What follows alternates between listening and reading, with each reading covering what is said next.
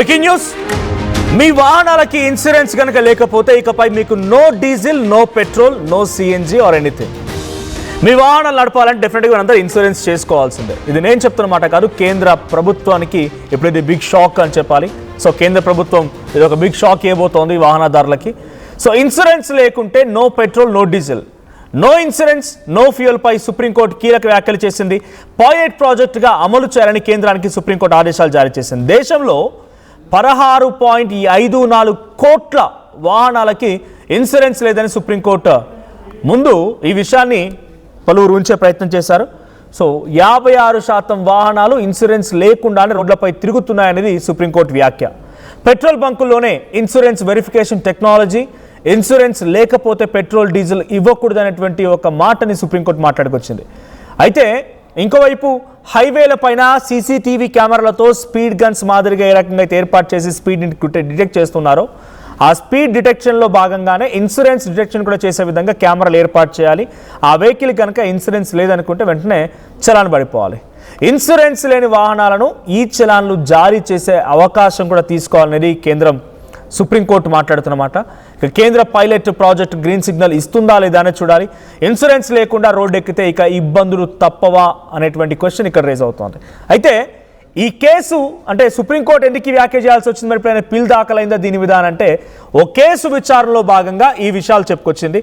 National insurance company limited, at the same time ఇంకోవైపు తుంగాల ధనలక్ష్మి, ఈ ఇద్దరి మధ్య జరిగినటువంటి ఆ కేసు వర్సెస్ తుంగాల ధనలక్ష్మి కేసులో ఈ విషయం చర్చకు వచ్చింది. నిన్న 4వ తేదీన దీనిపైన జడ్జిమెంట్ని అనౌన్స్ చేసింది సుప్రీంకోర్టు. ఏం జరిగింది అని అంటే, ఒక యాక్సిడెంట్ కేసు అది. సో యాక్సిడెంట్ కేసులో భాగంగా నష్టపరిహారం ఇవ్వాలి ఇన్సూరెన్స్ కంపెనీ. ఈ విషయమై సుప్రీంకోర్టు వరకు వెళ్ళింది అంశం. సో సుప్రీంకోర్టులో ఈ అంశంపై మాట్లాడుతున్న సమయంలో కేంద్ర వాహన శాఖ మంత్రి అంటే నేషనల్ రవాణా శాఖ మంత్రిత్వ శాఖతో పాటుగా IRDAI కూడా ఒక కీలక ఆదేశం జారీ చేసింది కేంద్ర సుప్రీంకోర్టు. సో దీని ప్రకారంగా 16.54 కోట్ల వాహనాలు థర్డ్ పార్టీ ఇన్సూరెన్స్ మినిమం. సరే, ఇక జీరో డిప్ ఇన్సూరెన్స్ చేసుకుంటారా? వాహనానికి ఏదైనా యాక్సిడెంట్ జరిగితే మీ వాహనం రిపేర్తో పాటుగా మీకు కానీ ఎదుటి వాళ్ళకి కానీ ఎవరికి ఏం జరిగినా కూడా పూర్తి స్థాయి ఉండే విధంగా ఇన్సూరెన్స్ చేసుకుంటారా, లేదు థర్డ్ పార్టీ ఇన్సూరెన్స్ చేసుకుంటారా? మినిమం ఇన్సూరెన్స్ అనేది ఉండాలి అనేది సుప్రీంకోర్టు యొక్క మాట. సో ఆ మినిమం ఇన్సూరెన్స్ లేనటువంటి వాహనాలు 16.54 కోట్లు ఉన్నాయి. సో ఇలాంటి వాళ్ళకి డెఫినెట్గా చర్యలు తీసుకోవాలి. అది వాళ్ళ సంరక్షణ కోసం చెప్తున్న మాటే, వాళ్ళ సెల్ఫ్ సంరక్షణ కోసం చెప్తున్న మాటే. కానీ చాలామంది ఆ సెల్ఫ్ సంరక్షణను కూడా పక్కన పెట్టేసి ఇష్టం వచ్చినట్టు వ్యవహరిస్తున్నారు. సో దీన్ని మ్యాండేట్ చేయాలనేది సుప్రీంకోర్టులో భాగంగా వాళ్ళు చెప్తున్న మాట ఏంటంటే, పెట్రోల్ పంపుల దగ్గర స్కానర్లు పెట్టండి. సో ఇన్సూరెన్స్ ఉన్న వాహనాలకు మాత్రమే పెట్రోల్ నింపండి, లేదంటే వదిలేయండి. ఇక ఆ వాహనాలు రోడ్ ఎక్కడానికి వీల్లేదు. పెట్రోల్ లేకపోతే ఏమవుతుంది? రోడ్ ఎక్కితే వాహనాలు ఎక్కలేవు కాబట్టి రోడ్ ఎక్కడానికి వీల్లేదు. ఇక లేకపోతే హైవేల పైన తిరిగేటువంటి వాహనాలైనా సరే ఆ వాహనాలకి తప్పనిసరిగా మీరు కెమెరాల ద్వారా స్పీడ్ని ఏ రకంగా డిటెక్ట్ చేస్తున్నారో ఆ కెమెరాల ద్వారా ఇన్సూరెన్స్ని కూడా డిటెక్ట్ చేయడంతో పాటుగా వాళ్ళకి కొంత ఫైన్ కూడా వేయండి, చలాన్లు కూడా వేయండి. సో చలాన్లు వేయడంతో ఏమవుతుంది, డెఫినెట్గా వాళ్ళని కూడా గుర్తించి వాళ్ళకు చలాన్లు పడతాయి. కాబట్టి ఈ భయంతోనైనా వాళ్ళు ఇన్సూరెన్స్ కడతారు, ఇన్సూరెన్స్ పే చేస్తారనేది సుప్రీంకోర్టు యొక్క వ్యాఖ్య.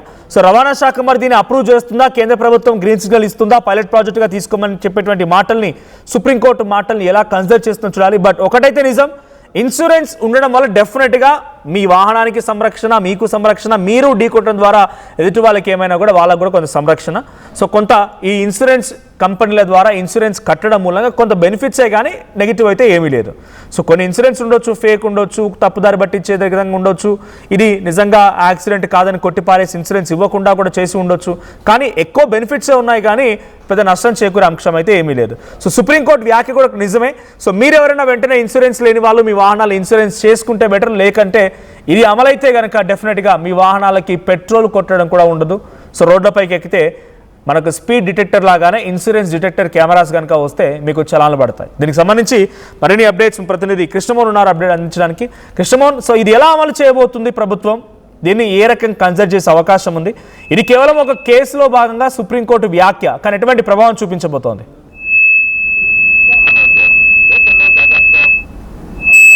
కృష్ణమోహన్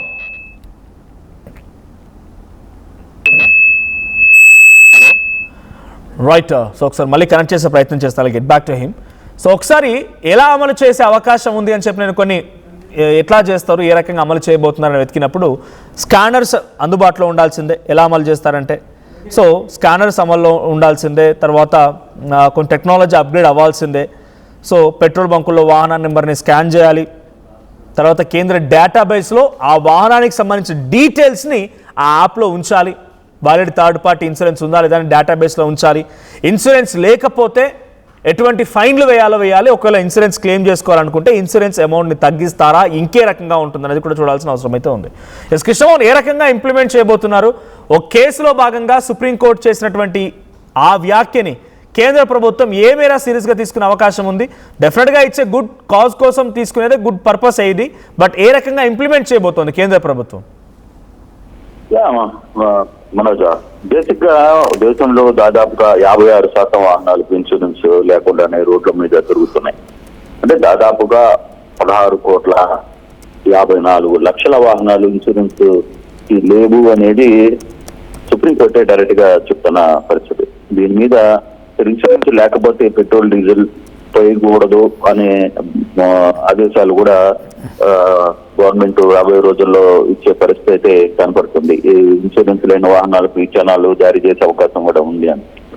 అంటే బేసిక్ గా ఇక్కడ రిజిస్ట్రేషన్ సమయంలోనే కొత్త కార్లకు కానీ లేకపోతే 4 ఏళ్లు, ద్విచక్ర వాహనాలకు 6 ఏళ్ల పాటు థర్డ్ పార్టీ ఇన్సూరెన్స్ తప్పనిసరిగా చేయాలి, అంటే చేసుకునే విధంగా వాళ్ళ మీద ఉత్తర్వులు జారీ చేయాలని. అయితే కొన్ని ప్రాంతాల్లో జరుగుతున్నప్పటికీ కూడా కానీ కొన్ని దగ్గర అంటే 56% అసలు ఇన్సూరెన్సే జరగకుండానే వాహనాలు రోడ్ల మీదకి వచ్చేస్తున్నాయి అనేది సుప్రీంకోర్టు చాలా క్లియర్ గా చెప్తున్న పరిస్థితి.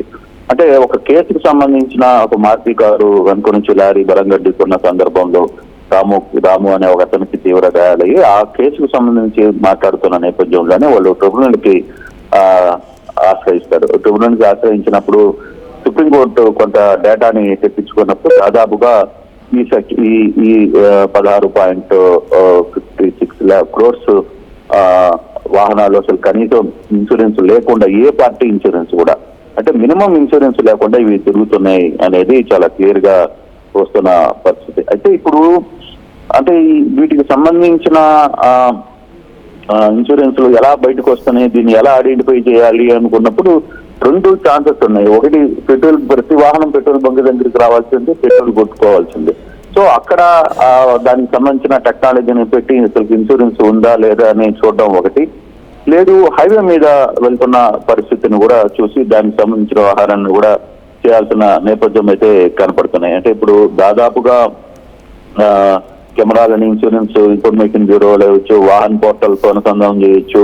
ఇట్లా వివిధ రకాలుగా రియల్ టైమ్ ఇన్సూరెన్స్ స్టేటస్ ని పోలీసుల చేతులు ఇమిడిపోయే కొన్ని యాప్లు కావచ్చు, లేకపోతే వాళ్ళు కొన్ని పరికరాలని తీసుకోవడం, అటువంటి టెక్నాలజీని వాడి దీని మీద కొంత సీరియస్ గా వెళ్ళాలి అనేది సుప్రీంకోర్టు కేంద్రానికి గైడెన్స్ ఇచ్చింది. అంటే ఇప్పుడు కేంద్రం ఆ దిశగా వెళ్తుందా లేదు, ఆ దిశగా ముందుకు చేసే ప్రయత్నం చేస్తుందా అనేది చూడాలి. కాకపోతే ఇది కొంత సీరియస్. అంటే ఇప్పటికే ఇన్సూరెన్స్ లేకుండా కొన్ని వాహనాలు అయితే బయటికి రావు సాధారణంగా. కానీ ఇన్ని కోట్ల వాహనాలు మరి బయటికి వచ్చాయి అంటే ట్రాన్స్పోర్ట్ లోనో, అంటే ఆర్టీఏ డిపార్ట్మెంట్ లోనో, లేకపోతే రవాణా శాఖలో జరుగుతున్న కొన్ని అవకతవకలుగానే గుర్తించాలి ఇవన్నీ కూడా. సో మరి ఇప్పుడు ఇన్సూరెన్స్ లేకపోతే పెట్రోల్ డీజిల్ ఇవ్వరాదు, చేయరాదు అని సుప్రీంకోర్టు ఇచ్చిన కీలక ఆదేశాలని మరి సెంట్రల్ దీన్ని పైలట్ ప్రాజెక్ట్ గా అమలు చేయాలనేది కూడా ఆలోచిస్తోంది. మరి అది ఎప్పుడు ఆలోచనలోకి అంటే కార్యరూపణకి వస్తుంది, దాన్ని ఏ విధంగా ముందు మార్గదర్శకాలు ఏమైనా పెడతారా, లేదు దానికి సపరేట్ యాప్, లేదు కొన్ని పరికరాలు, లేదు ఇన్సూరెన్స్ బండికి ఉందా లేదా అని వెంటనే ఆ నంబర్ కొట్టంగానే తెలిసిపోయే అవకాశం ఏమన్నా ఉందా, ఇవన్నీ కూడా చూడాల్సిన పరిస్థితి అయితే ఉంది. కానీ కేంద్రం దీని మీద ఏ విధంగా రియాక్ట్ అవుతుందో, ఆ దిశగా ముందుకు వెళ్లే ప్రయత్నం ఏమైనా చేయబోతుందా అనేది కూడా కొన్ని రోజుల్లో కానీ మనకి పూర్తి సమాచారం రాలేదు. కానీ సెంట్రల్ సుప్రీంకోర్టు ఆదేశాలు ఇచ్చింది కాబట్టి ఖచ్చితంగా రవాణా శాఖ కూడా, సెంట్రల్ రవాణా శాఖ కూడా దీని మీద కొంత దృష్టి పెట్టే అవకాశం అయితే కనపడుతుంది. కృష్ణ, అయినా కూడా ఇన్సూరెన్స్ కంపెనీలు చూస్తే దాని థర్డ్ పార్టీ ఇన్సూరెన్స్ అయినా, లేకుంటే ప్రముఖ కంపెనీలు అయినా, ప్రముఖ బ్యాంక్ సంస్థలు ఇన్సూరెన్స్ ఏజెంట్లుగా ఉన్నా కూడా అధిక మొత్తంలో కొన్ని వేలకు కట్టాల్సిన పరిస్థితి వస్తుంది. సో సహజంగా కొంతమంది క్లెయిమ్ చేసుకునే వాళ్ళు తక్కువ శాతంగానే ఉంటారు, దాన్ని రిటర్న్గా మళ్ళీ యూజ్ చేసుకునే వాళ్ళు, యూజ్ చేయకునే వాళ్ళు కూడా ఉంటారు.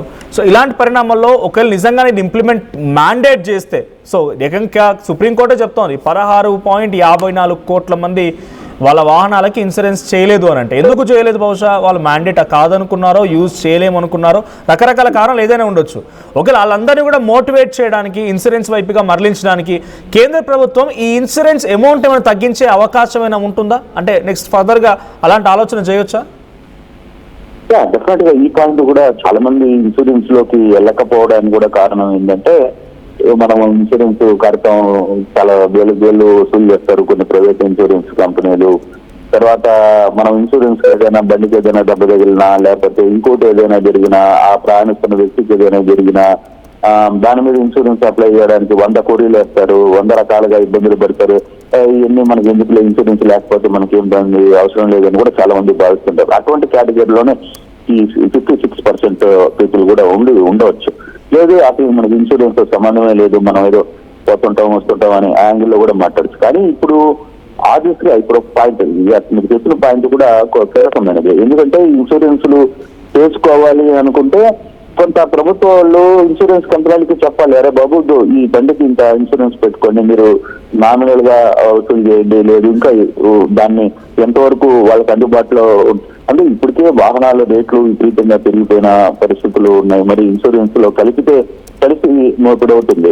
సో అటువంటి టైంలో కొంత వాటిని తగ్గించే ప్రయత్నం ఇన్సూరెన్స్ కంపెనీలు కూడా చూడాలి. మరి సెంట్రల్ గవర్నమెంట్ పైలట్ ప్రాజెక్ట్ గా చేయబోతుంది సుప్రీంకోర్టు ఆదేశాలతో, కాబట్టి దాన్ని ఈ విధంగా ఆలోచించే పరిస్థితి ఉంటుంది. బహుశా ఇది కూడా ఒక చర్చకు వచ్చే అవకాశం అయితే కనబడుతుంది. దానికి ఇన్సూరెన్స్ కంపెనీలు ఏ విధంగా రియాక్ట్ అవుతాయి కూడా చూడాలి. Manoj, right, thank you Krishnamohan. So మొత్తంగా దేశంలో పెద్ద సంఖ్యలో వాహనాలు థర్డ్ పార్టీ ఇన్సూరెన్స్ లేకుండానే పరుగులు తీస్తున్నాయి అని చెప్పి అటు సుప్రీంకోర్టు కీలక వ్యాఖ్యలు చేసింది. సో రిజిస్ట్రేషన్ సమయంలోనే కొత్త కార్లకి 4 ఏళ్ల పాటుగా ఇన్సూరెన్స్ ఉండే విధంగా, అండ్ 2 వీలర్ వెహికల్స్కి అయితే ఏకంగా 6 ఏళ్ల పాటుగా థర్డ్ పార్టీ ఇన్సూరెన్స్ ఉండే విధంగా తప్పనిసరిగా కొనుగోలు చేసేలా ఇంప్లిమెంట్ చేయాలనేది సుప్రీంకోర్టు వ్యాఖ్య. సో ఇప్పుడు బీమా అమల్లో ఉన్నటువంటి వాహనాలకు మాత్రమే ఆయిల్ కూడా ఇవ్వాలనేది సుప్రీంకోర్టు మాట్లాడుతున్న మాట. మరి దీన్ని ఎలా అమలు చేస్తారు, పైలట్ ప్రాజెక్టుగా తీసుకొని ఏ రకంగా ముందుకు తీసుకెళ్తారో చూడాలి.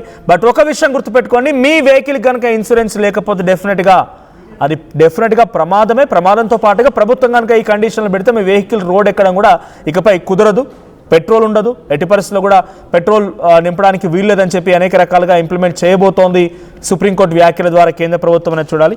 సో అయితే ఒక కేసు విషయంలో జరిగిన సంఘటన ఇది. సో మారుతి 800 కారును వెనక నుంచి వచ్చినటువంటి లారీ బలంగా ఢీకొట్టింది. అందులో ప్రయాణిస్తున్నటువంటి ఒక వ్యక్తి గాయపడి తర్వాత చికిత్స పొందుతూ చనిపోయాడు. ఆ తర్వాత ఆ కుటుంబానికి ఆధారమైన వ్యక్తి కోల్పోయినందుకు ఆ ఇన్సూరెన్స్ కంపెనీ 10 lakhs రూపీస్ ఇప్పించాలని కోరుతూ అతని కుటుంబ సభ్యులు మోటార్ వెహికల్ చట్టం 166 కింద ట్రిబ్యునల్ ఆశ్రయించారు. అయితే వాహనానికి తప్పితే యజమానికి సంబంధించిన వ్యక్తిగత రిస్క్ని కవర్ చేయడానికి ఎలాంటి బీమా ప్రీమియం చెల్లించకపోవడంతో సో ఆ కుటుంబ సభ్యులకి లేదంటూ అడిగే అర్హత లేదంటూ 2009లో ఈ తీర్పు వచ్చిందట. దాన్ని సవాలు చేస్తూ 2012లో వారికి అనుకూలంగా ఉమ్మడి హైకోర్టు తీర్పునిచ్చింది. ఆ తర్వాత ఇలా అంచెలంచెలుగా వెళ్తూ సుప్రీంకోర్టు వరకు వెళ్ళిన సమయంలో సుప్రీంకోర్టులో ఇప్పుడు ఆ తీర్పును సవాల్ చేస్తూ అక్కడ వచ్చినటువంటి ఆదేశానుసారంగా చేసినటువంటి వ్యాఖ్య ఇది. అంటే ఎప్పుడు అది ఆ ఇన్సిడెంట్ జరిగింది 2009లో అప్పుడు జరిగిన ఇన్సిడెంట్ గాను ఇప్పుడు సుప్రీంకోర్టు వరకు వెళ్ళి సుప్రీంకోర్టు ఆ కేసులో భాగంగా ఇచ్చిన తీర్పు ఇది. సో ఫైనల్లీ ఇన్సూరెన్స్ డెఫినెట్గా మ్యాండేట్గా భావించండి. ఇలాంటి చాలా అంశాలు ఉన్నాయి, చెప్పాలంటే చాలా ఉదాహరణలు ఉన్నాయి. సో ఒక్కసారి ఇన్సూరెన్స్ చేసుకుంటే డెఫినెట్గా మీ వెహికల్కి అది ప్రొటెక్షన్గా ఉంటుంది, వ్యక్తిగతంగా మీ జీవితానికి కూడా కొంత ప్రొటెక్షన్గా ఉండే అవకాశం ఉంది. సో డెఫినెట్గా మీ ఫ్రెండ్స్ ఎవరైనా ఇన్సూరెన్స్ లేకుండా వాహనాల్లో ఇంకా తిరిగినట్టయితే డెఫినెట్గా వాళ్ళకి ఈ వీడియోని షేర్ చేయండి. సో ఇన్సూరెన్స్ చేసుకుంటేనే ఇకపై పెట్రోల్ అనే విషయాన్ని కూడా వాళ్ళకి గుర్తు చేయండి.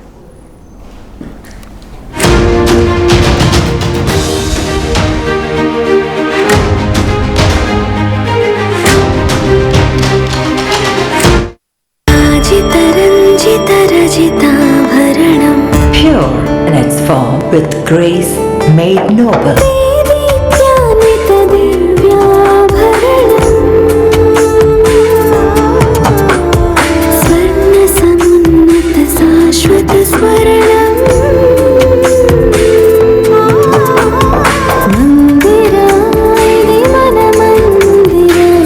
Mandira Premium Silver Jewelry by Manipali.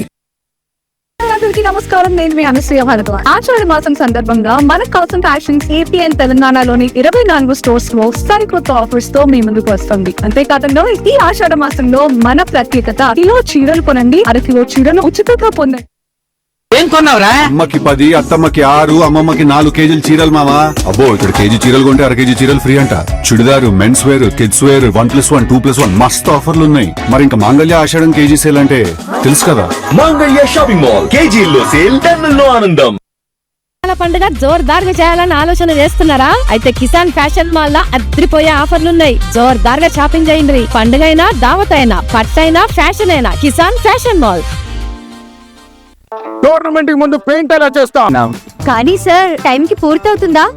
రోజుకు 23 లక్షల స్క్వేర్ ఫీట్ పెయింటింగ్ చేయగల సామర్థ్యం 5,000 మంది స్కిల్డ్ లేబర్ టీం మా వెంట ఉంది. 23 లక్షల? అవును. ప్రపంచ స్థాయి రంగులు, అద్భుతమైన షేడ్స్ తో భారతదేశపు అసలైన పెయింట్ మరియు పెయింటింగ్ శక్తిని నేనే VR Techno Paints. Techno paints.